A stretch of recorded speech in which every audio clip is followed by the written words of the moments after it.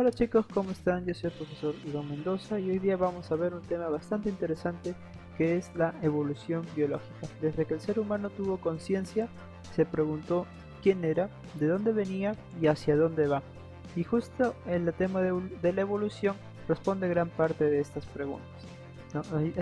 Desde esta clase vamos a ver bastante acerca de la evolución desde el punto de vista científico, ¿no? ¿Y qué nos dice esto? Que viene a ser el conjunto de cambios en caracteres, tanto fenotípicos a nivel social, a nivel de conductual también y a nivel de el individuo con su entorno, y genéticos, que vienen a ser los caracteres heredables de las poblaciones biológicas, ¿no? A través de las generaciones. Justamente estos caracteres se van heredando de una población anterior a una nueva, a una generación nueva.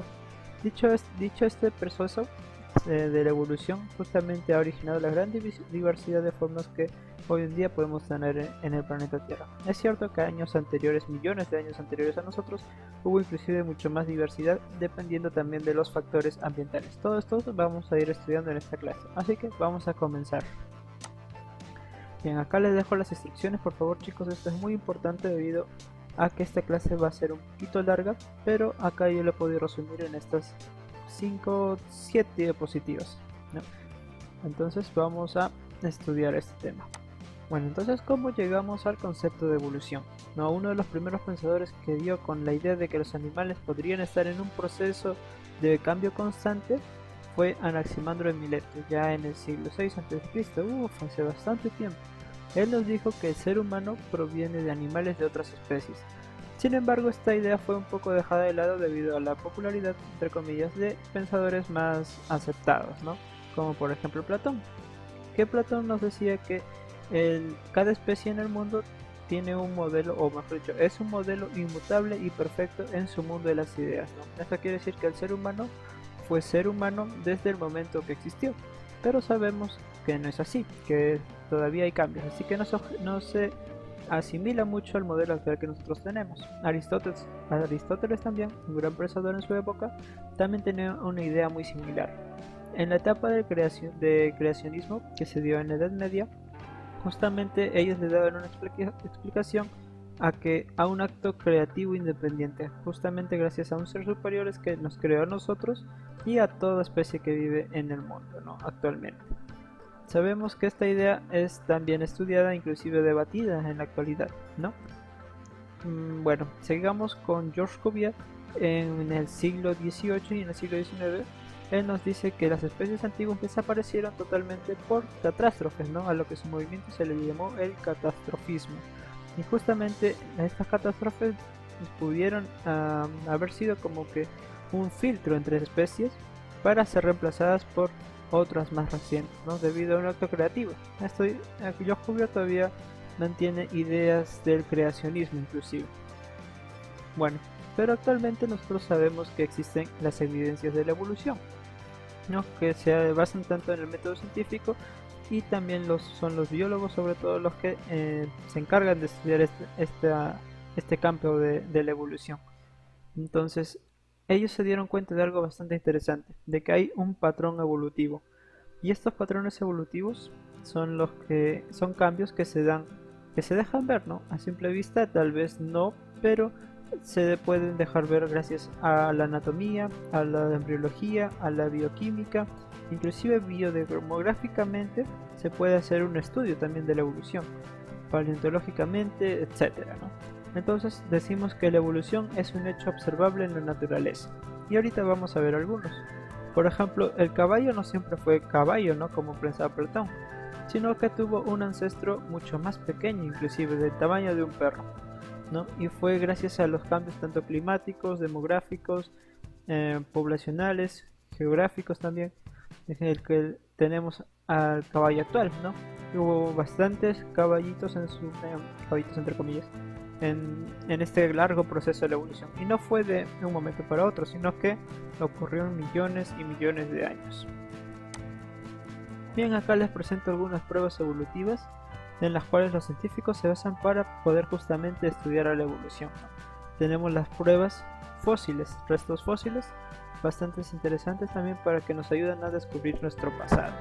¿no? Tenemos las petrificadas, momificadas, las partes duras, por ejemplo, son las que se conservan más, los moldes y huellas inclusive se están estudiando. ¿Qué más tenemos? Ahora tenemos las pruebas evolutivas, pero en conforme a la anatomía o a la morfología comparada, ¿no? Como son los órganos homólogos, los órganos análogos, los órganos vestigiales o rudimentarios, ¿no? Que son aquellos que han entrado en una etapa de desuso y ya no necesitan ser utilizados por el individuo, ¿no? Cambian debido a sus necesidades. En cuanto a los a los órganos análogos, tienen la misma función, pero sin embargo tienen diferentes estructura y origen, ¿no? Por ejemplo, comparamos el insecto con un murciélago, decimos que ambas son especies diferentes, pero han tenido como que la misma etapa de evolución, ¿no? Ambas sirven para volar, obviamente. En cuanto a los órganos homólogos, es un poco más sutil debido a que está en un patrón interno, ¿no? Tienen la misma estructura y origen, pero la función es muy diferente, ¿no? En el caso de los murciélagos, por ejemplo, tienen alas, que es una extremidad, pero la ballena también tiene una extremidad, pero ya no es un ala, sino es una aleta que justamente le ayuda a movilizarse en el océano. De forma similar se podría decir, tenemos al caballo, inclusive en nuestras extremidades, como ser humano, ¿no? Solo que cumplen diferentes funciones cada una de estos órganos. Bien, esto lo vamos a ver también más adelante, así que lo voy a ir pasando. Bien. Entonces, justamente es lo que estábamos hablando, ¿no? ¿Te parecería apropiado pensar que un parentesco próximo entre un murciélago o un insecto solo porque vuelan? En realidad no. Ya vimos por qué, debido a que son ejemplos de órganos análogos, tienen la misma función, pero el origen es distinto. Y es de repente para un niño es muy común pensar que el murciélago es una especie de ave o inclusive una especie de insecto, ¿no? Debido a que vuela, pero esto no es así. Ya hay otras diferencias que también nos ayudan a discriminar o clasificar cada uno de estos organismos para un determinado rubro, ¿no? Podemos comparar, por ejemplo, el cráneo de un murciélago y el cráneo de un oso. Parecen ser muy similares, ¿no? Entonces ahí hay un rasgo para nosotros poder comparar. Bien, estos también son ejemplos de órganos homólogos. Por ejemplo, el brazo de murciélago es comparable al brazo de un humano, ¿no? Volviendo a la definición, tienen la misma estructura, una estructura similar, y el origen también puede ser similar, pero la función es muy diferente debido a que nuestro brazo humano solo nos ayuda a cumplir tareas diarias, pero el brazo de murciélago le ayuda más que eso a volar, ¿no? A poder conseguir sus alimentos. Bien, los órganos homólogos también ya ahondando un poco más en esto, tienen un mismo origen evolutivo y embrionario, con una estructura interna semejante, ¿no? Justamente fruto diverso de modificaciones adaptativas a distintos hábitats. Justamente gracias a estas evoluciones, a estos órganos homólogos, nosotros nos especializamos en una determinada tarea, ¿no? El humano como por ejemplo para cazar, el caballo para correr, murciélago para volar y la ballena para nadar. ¿No? Acá están los cambios y ahora vamos con los órganos vestigiales o rudimentarios. Y justamente vienen a ser aquellos órganos que se van perdiendo conforme pasa el tiempo debido a que entran en desuso, ¿no? Por ejemplo, en la salamandra, acá sus huesos en la extremidad posterior tienen funciones como soporte y la locomoción, ¿no? Todavía. En la ballena podemos encontrar los huesos vestigiales, son similares a los de los huesos de la salamandra, ¿no? Pero no desempeñan ninguna función, solamente están ahí como registro de que alguna vez de repente pudieron servir para algo más, ¿no? Bien. ¿Qué otros factores tenemos? Tenemos a los factores biodemográficos, los lugares similares que forman a especies también similares, ¿no? Por ejemplo, en la sierra nosotros tenemos bastantes especies que fueron criadas, se podría decir, estuvieron por bastante tiempo y comparten rasgos muy similares, por ejemplo los aucánidos, pero a su vez estos son también similares, tienen la misma familia, pero en su contraparte en gran parte de África y Asia, ¿no? Que son los caballos y los dromedarios, que tienen características muy similares a pesar de que estuvieron en regiones demográficas bastante distanciadas. En cuanto a la bioquímica, también esto es más reciente, se puede comparar y analizar ancestros en comunes inclusive, ¿no? Se comparan y analizan en este caso moléculas. tales como el ADN, las histonas, que son proteínas, el ADN mitocondrial, los citocromos y la insulina, ¿no? Y la insulina es bastante importante debido a que está presente y es casi idéntica en todo el reino animal. ¿Qué más tenemos? Ahora también hay un campo de la biología que es la embriología, lo cual también nos ayuda a registrar ancestros en comunes, ¿no? Por ejemplo, la enteogenia, que es el desarrollo de los embriones. ¿Y qué más tenemos? La relación evolutiva y ancestro común, ¿no? Lo que se llama la filogenia, lo que nos ayuda a justamente describir un árbol biológico. A ver, en cuanto a la biodemográfica, en las pruebas biodemográficas vamos a tener de que justamente nuestros ancestros en comunes estuvieron prácticamente muy cerquita, debido a que hace mucho tiempo existía un solo continente que se llamaba Pangea.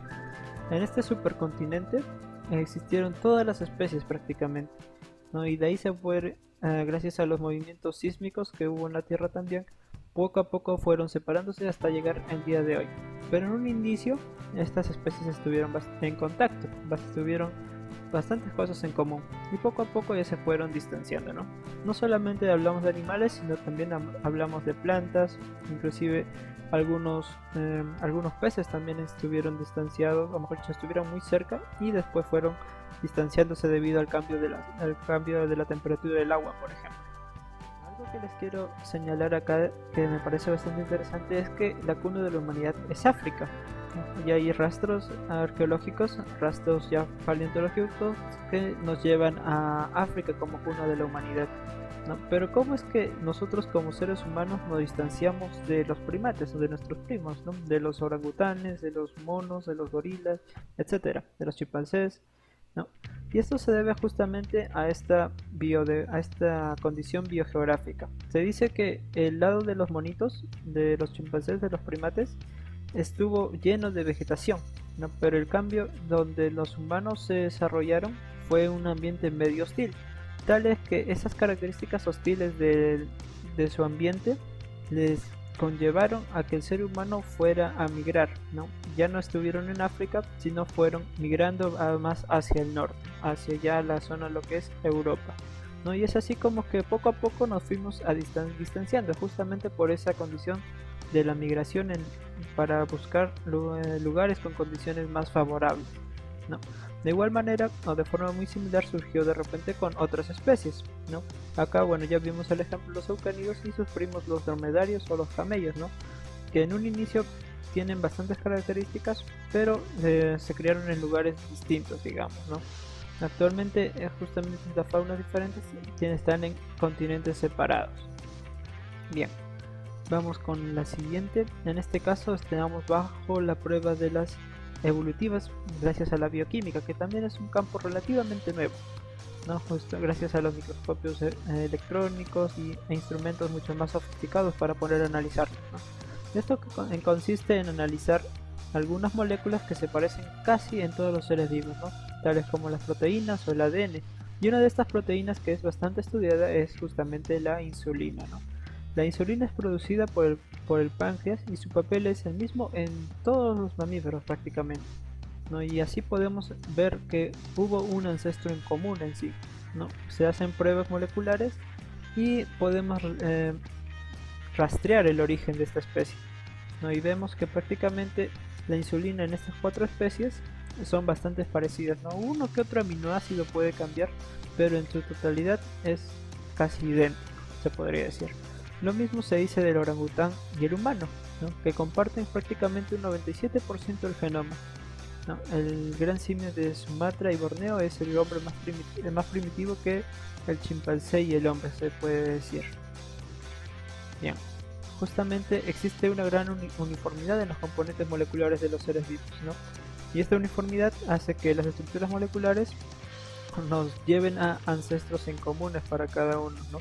En este caso, nosotros estamos dentro del grupo de los antropoides y cada vez nos vamos diferenciando un poco más, ¿no? Cada vez se va acortando, por así decirlo. Tenemos a los catarrinos, a los homipoides, a los antropomorfos y tenemos por último al ser humano, ¿no? Pero todos, sin embargo, si se dan cuenta, compartimos un ancestro en común. O sea, Justamente se le decimos que son primates porque viene de primo, ¿no? Y esta es una secuenciación, por ejemplo, del cromosoma humano comparado con el cromosoma del chimpancé. Solamente difiere en un 2,5%, es bastante poco, ¿no? Comparado con otras especies, de repente estos son nuestros primos más lejanos que tenemos. Y justamente nosotros lo sabemos gracias a la evolución. ¿Qué otra más tenemos? Tenemos a los patrones evolutivos.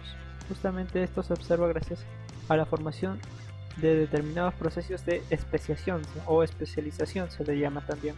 No, justamente la especiación convergente ocurre entre especies sometidas a presiones ambientales similares, por ejemplo los hábitats, ¿no?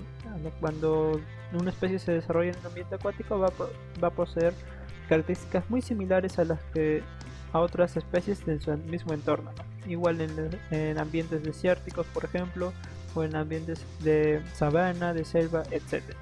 ¿No? Y justamente van a desarrollar estas adaptaciones comunes y van a tender a parecerse en lo más que puedan, aunque sus relaciones filogenéticas sean también muy lejanas, ¿no? No es lo mismo comparar una ballena, por ejemplo, que comparar un pez. No es lo mismo comparar un calamar que de repente comparar a una esponja de mar, ¿no? Solo que se han ido acostumbrando a su ambiente. Esta es la evolución convergente y la evolución divergente. Esto está en inglés, esto ya lo pueden traducir por Google, ¿no? Si es que tienen tiempo. Si no, ya lo estaremos estudiando también acá, ¿no?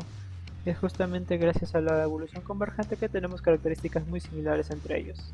Tenemos a los peces, tenemos a los mamíferos y tenemos inclusive a los reptiles.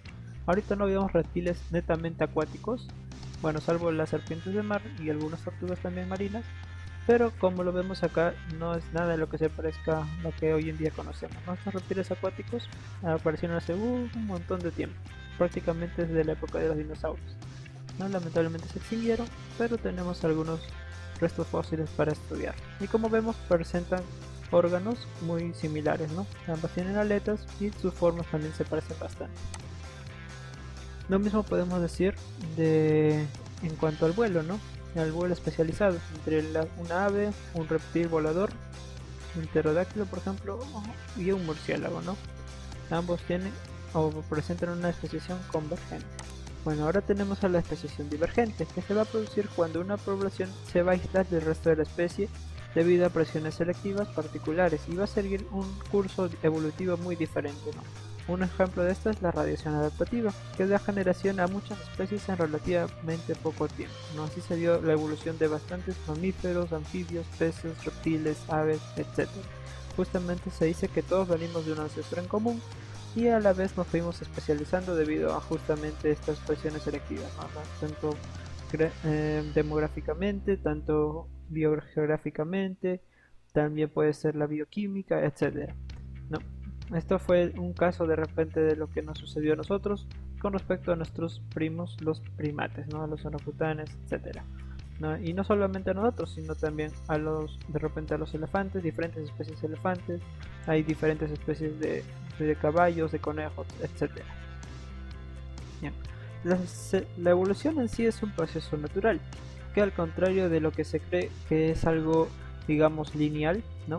Y ascendente, esto no sucede así del todo, ¿no? Debido a que nosotros solo nos estamos centrando en un individuo, pero no es que suceda mágicamente, sino es que es un proceso paulatino de la transformación en poblaciones que se van heredando estos cambios, ¿no?